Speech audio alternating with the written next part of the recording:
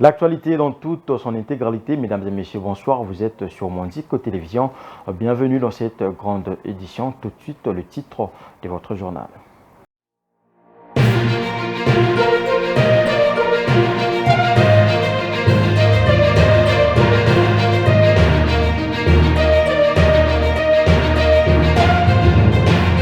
Mois de meetings et de promesses, fin de campagne électorale, déchirés, arrachés ou juste abattus par la pluie. Les affiches sont fatiguées. La campagne électorale se termine ce lundi soir sur toute l'étendue du territoire national. Près de 44 millions d'électeurs sont attendus aux urnes ce mercredi 20 décembre. Le torchon brûle entre la RDC et le Kenya. Le président kenyan William Ruto a évoqué le rappel par la RDC de son ambassadeur dimanche soir.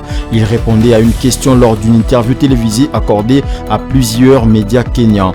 William Ruto a décliné la demande de Félix Tshisekedi visant à faire arrêter Corneille Nangaa, le cerveau derrière la nouvelle coalition politico-militaire Alliance Fleuve Congo.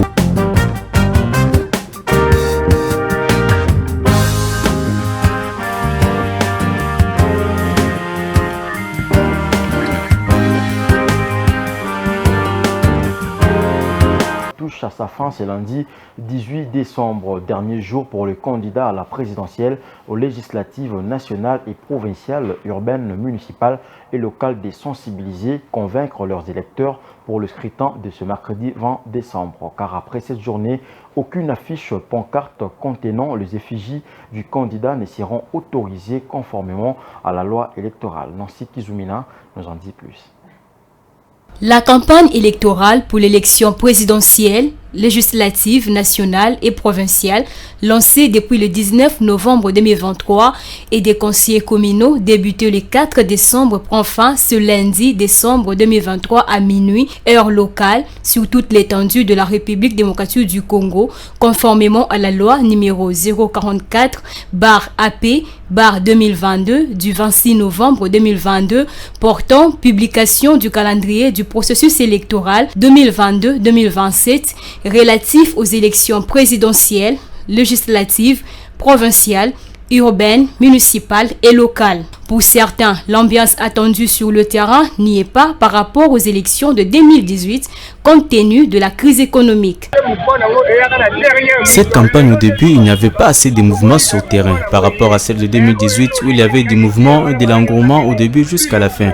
Cette manque d'inactivité sur le terrain est causée par le nombre excessif de candidats qui n'ont pas assez de moyens de battre campagne et n'attendaient que leur parti leur donne de moyens pour le faire.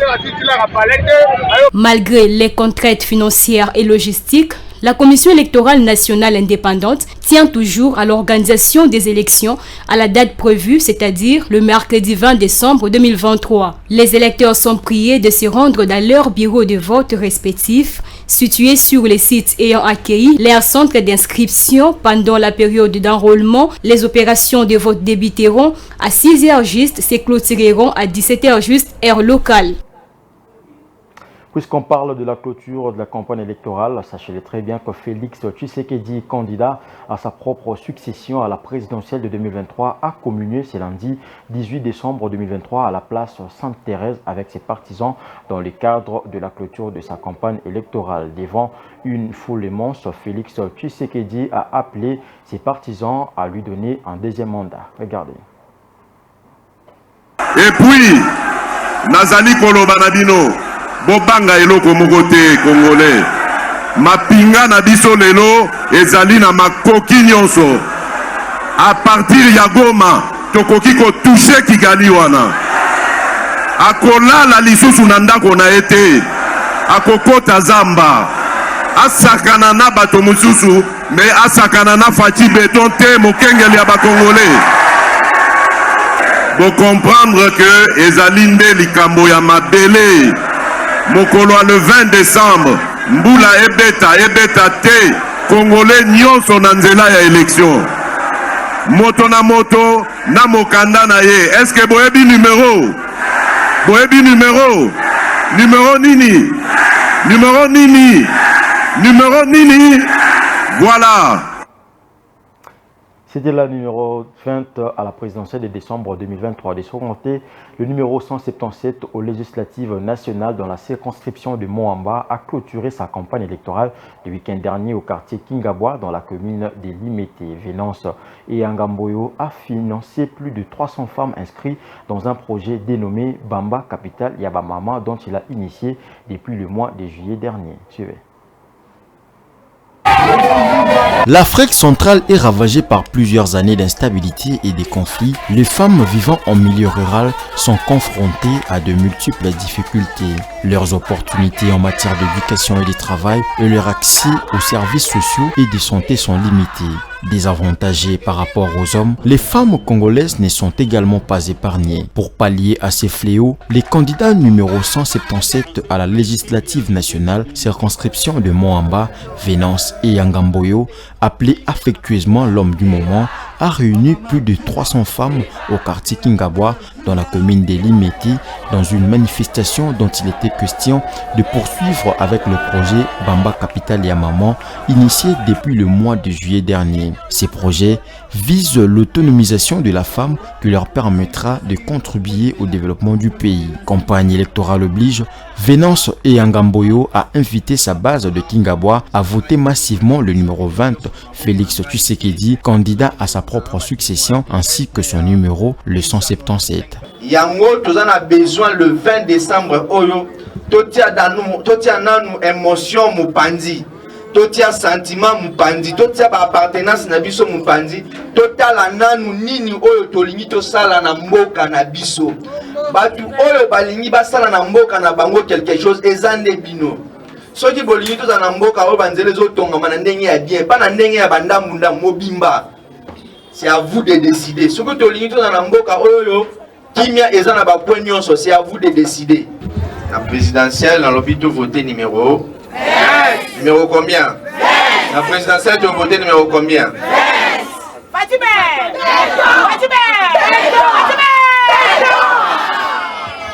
Donc voté numéro 20 la présidence. L'investissement pour l'autonomisation économique des femmes est la voie la plus sûre vers l'égalité des sexes, l'éradication de la pauvreté et une croissance économique inclusive. Ces gestes témoignent de la vision que portent Venance et Angamboyo pour Moamba en particulier et la République démocratique du Congo en général. Voter utile, voter 177. Toujours dans le même ordre d'idée, clôture de la campagne électorale, c'est lundi 18 décembre sur toute l'étendue de la RDC. À Kinshasa, Madame Esther Kitenga Ntumba, candidate députée provinciale numéro 105 dans la circonscription électorale de Massina, a clôturé sa campagne électorale avec sa base. Elle a sillonné des partis membres. Regardez. C'est ce lundi 18 décembre 2023 que se clôture la campagne électorale en République démocratique du Congo. Madame Esther Kitenga Ntumba, dit Ntumba, a fait sa part. Elle a clôturé cette campagne par un carnaval dans la commune de Massina, qui est sa circonscription électorale. Chemin faisant, elle a fait une forte sensibilisation avec sa base. Drapelet et banderoles en main, chant, Esther Kitenga a fait la ronde de Massina dans plusieurs quartiers et avenues. Tout a commencé par Massina Bekatef, suivi de l'avenue Kulumba, en passant par le quartier Mapela et Siforko, où elle a sensibilisé autour de Félix Antoine Tshisekedi, le candidat numéro 20 à la présidentielle, honorable Asikia Lukiana, le candidat numéro 606 à la députation nationale à Tchangou, et elle-même, candidate députée provinciale numéro 105, Esther Kitenga à Massina. Aujourd'hui, c'est la fin de la campagne. Je demande à tous ceux qui nous suivent, et surtout ceux de Massina, de nous faire confiance. Asikia et moi, Asikia Lukiana et moi, Asikia qui est à la nationale avec le 606 et moi, Madame Esther Kitenga, qui est à la provinciale avec le numéro 105. Le numéro 105 à Massina, Esther Kitenga Ntumba, accompagnée de sa base, les femmes de valeur pour son développement, FVD en sigle, les membres du regroupement AE et le parti politique Congo Star ont chuté sur le boulevard Lumumba pour attendre le passage du président Fachi Beton pour l'accueillir. Profitant de l'occasion, elle s'est adressée à sa base en sensibilisant et remerciant le candidat numéro 20, Félix Antoine Tshisekedi, le ticket de l'Union sacrée. Donc nous sommes là pour accueillir notre président de la République qui est le numéro 20. Un bon enfant doit d'abord respecter son président. Un bon enfant doit d'abord écouter aussi son président. Donc nous sommes ici pour lui montrer notre amour et puis attendre à ce qu'il nous parle. Il nous faut vraiment écouter aujourd'hui. Il doit nous parler, nous l'aimons tellement. Et voilà, et nous sommes nombreux. Il y a Congo Star, notre regroupement c'est AE, comme vous le voyez là. Le regroupement AE et notre parti politique cher, c'est Congo Star. La base n'a juré que pour l'élection de Esther Kitenga Ntumba. Nakishaso, Mutumususu Azalite. Maman sociale, maman Kitenga Esther. Azawana, maman aborphelin. Aboko la kana ba veuve, ngayo veuve. Yem taboko la kangai. Biso ba mama to tinji mama na biso. To tinji mama na biso molobela ba mama molati ba mama. Ok kaka bo 105 yende makam. Mais ke ba ko voter morote. Ba risquer ba annuler bulletin na yo. Au beti 20 sur 20 béton. Yende. Oh kitawana. Voilà 606. Massina a besoin des élus tels que Mwantumba pour sa représentation et pour porter haut cette municipalité rangée par plusieurs mots. De son côté, Yvette Meta Balengela, candidate à la députation provinciale commune de Mongafula, a effectué plusieurs descentes le week-end dernier dans sa circonscription électorale de Mongafula. Question de s'enquérir des déshydratats des électeurs de son entité, de sensibiliser autour du processus électoral qui frappe à l'horizon RDC. Cette descente rentre dans le cadre de sa campagne électorale. Justine Massiala et Shadrach Boulumbu pour le reportage. Aucun coin de la commune de Mongafula n'est passé inaperçu par la candidate numéro 132, accompagnée de son directeur de campagne Bénédicte Kamikila.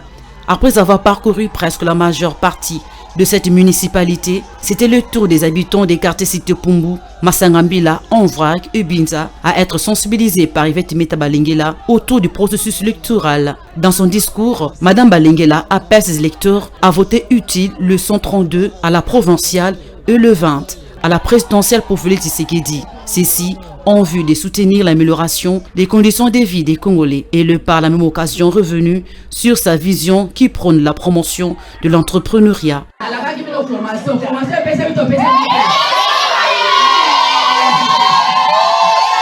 La candidate numéro 132 n'a pas attendu d'être élue pour rendre en pratique sa vision. Les formations sont en cours dans plusieurs disciplines confondues afin de permettre à ces derniers d'entrer dans le monde des entrepreneurs. À travers maman, la formation aussi pendant une semaine caca. Mais si on a dit make-up et le rien changé. On a fait sûrement merci. Si on a dit candidat aussi pour la biso. Quand maman s'est fait photo ça la make-up. Et on a sévé les ming pour côté maman nanga. Dans la caméra qui te comme la bachette. Non non, mon élo a eu sa maman. On peut se merci. Nana pour ça caca. Mais très bien comme on a que pour voter maman nanga. Et pour la naza sûr que 100% ya. Yvette Meta, femme de la charité et l'humanisme, comme Fifi Masuka Sonikon, a apporté avec elle un lot de présents constitués essentiellement des pagnes, bassins et des enveloppes pour permettre, surtout au moment, de se lancer aussi dans l'entrepreneuriat. Pour rappel, Yvette Meta Balengela, candidate à la députation provinciale et membre de l'Union sacrée, a déjà été investie spirituellement comme représentante à l'Assemblée provinciale de Kinshasa pour le compte de Mongafula.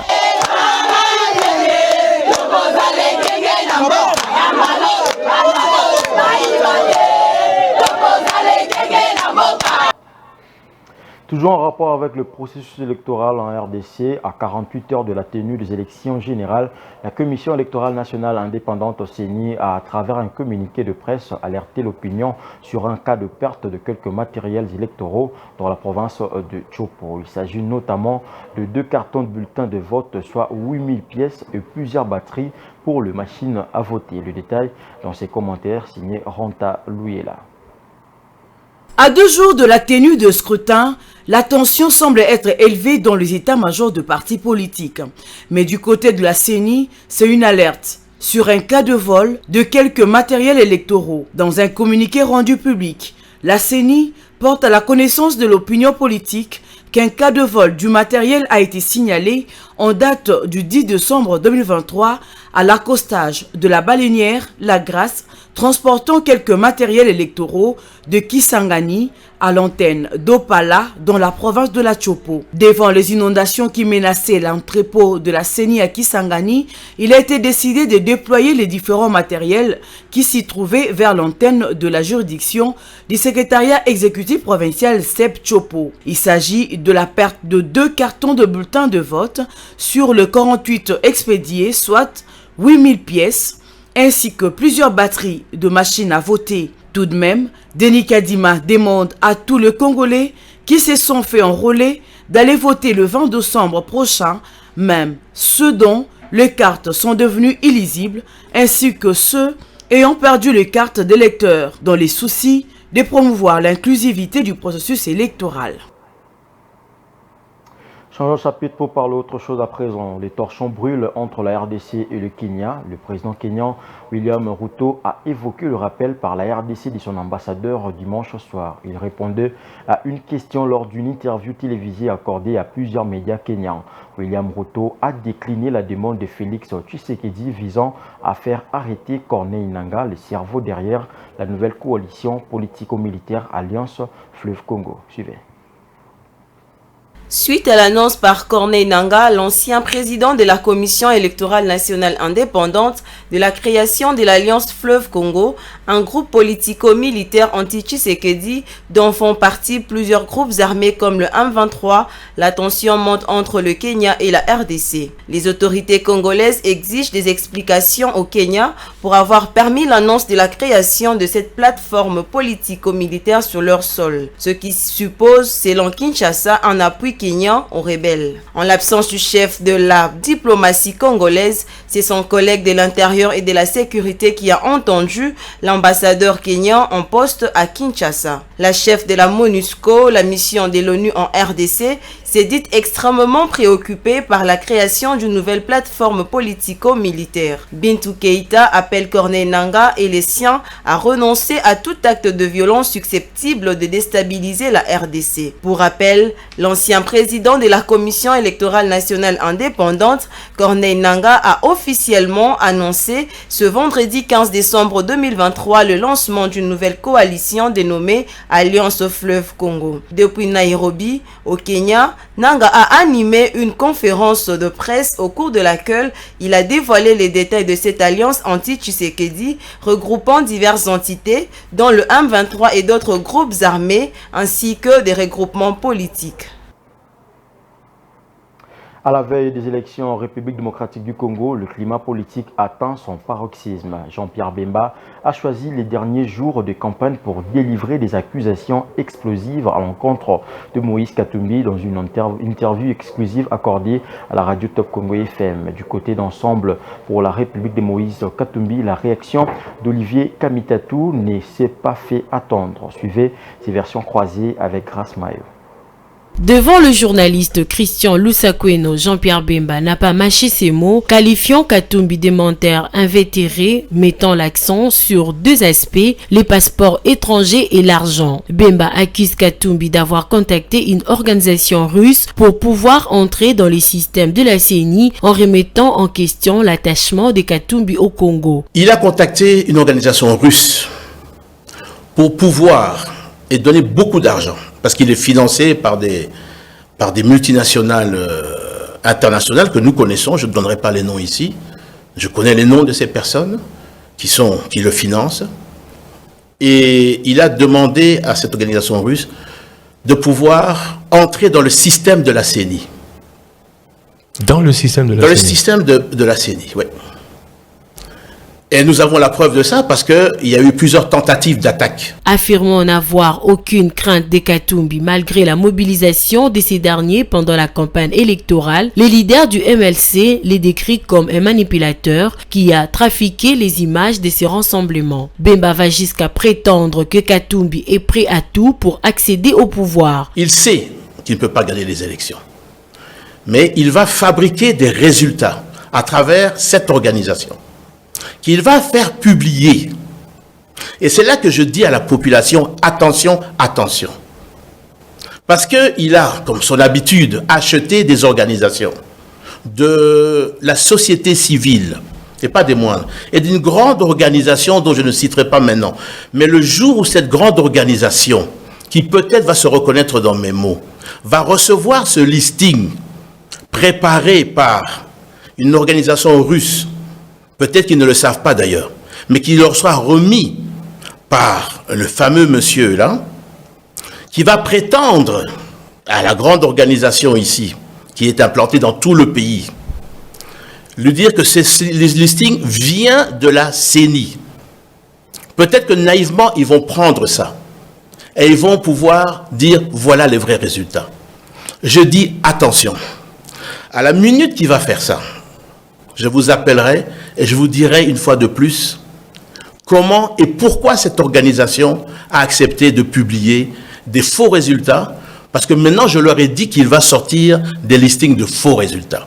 Ces accusations sont extrêmement graves et contribuent à alimenter une atmosphère tendue à la veille du scrutin. Bemba menace même de recourir à la force publique pour rétablir l'ordre si Katumbi tente de mettre le feu au pays pour ses ambitions personnelles. Ces attaques personnelles et les accusations volent bas, démontrant la tension qui règne entre les principaux acteurs politiques. Dans ces contextes, il est primordial que le processus électoral se déroule de manière équitable et transparente afin de garantir la stabilité et la démocratie dans le pays. Le révélation de Jean-Pierre Bemba, membre de l'Union sacrée contre les candidats à la présidentielle et président d'Ensemble pour la République, Moïse Katumbi Tchapoué, autour de la tentative de falsification des résultats électoraux via le recrutement d'une agence russe spécialisée dans la pratique, n'a pas laissé indifférent cette Kikouni qui a donné une réponse à Jean-Pierre Bemba. Suivez sa réplique. Il est plus qu'urgent de soumettre désormais les personnes devant occuper certaines fonctions étatiques dans notre pays à des examens psychiques.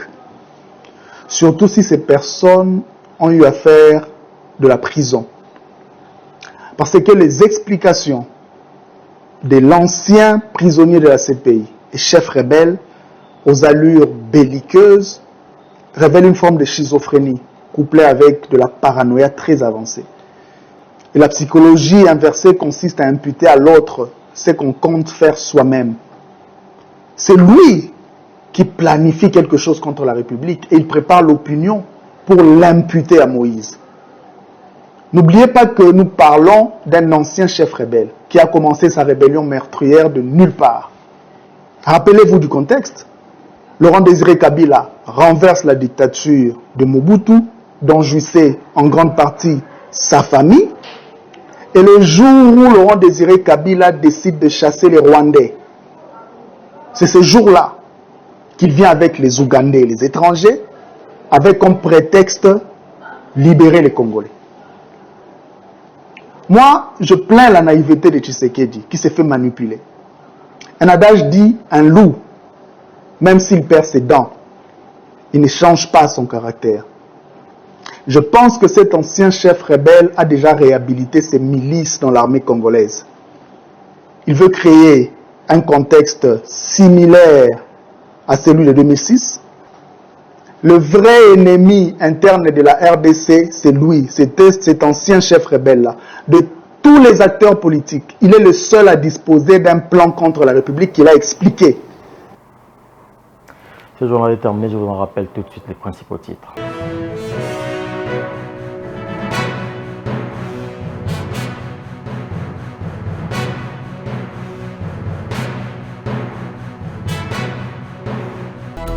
Après un mois de meetings et de promesses, fin de campagne électorale, déchirée, arrachée ou juste abattue par la pluie, les affiches sont fatiguées. La campagne électorale se termine ce lundi soir sur toute l'étendue du territoire national.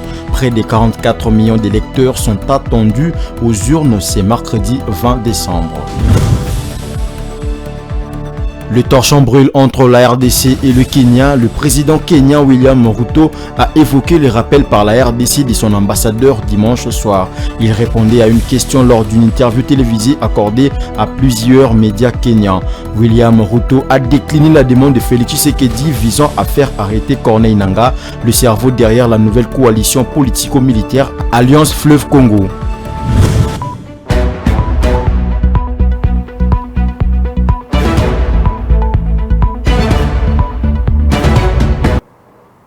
C'était là l'essentiel de l'actualité, mesdames et messieurs. Merci de l'avoir suivi. Excellente suite des programmes sur Mondico Télévision. Une pensée en écrit. Au revoir.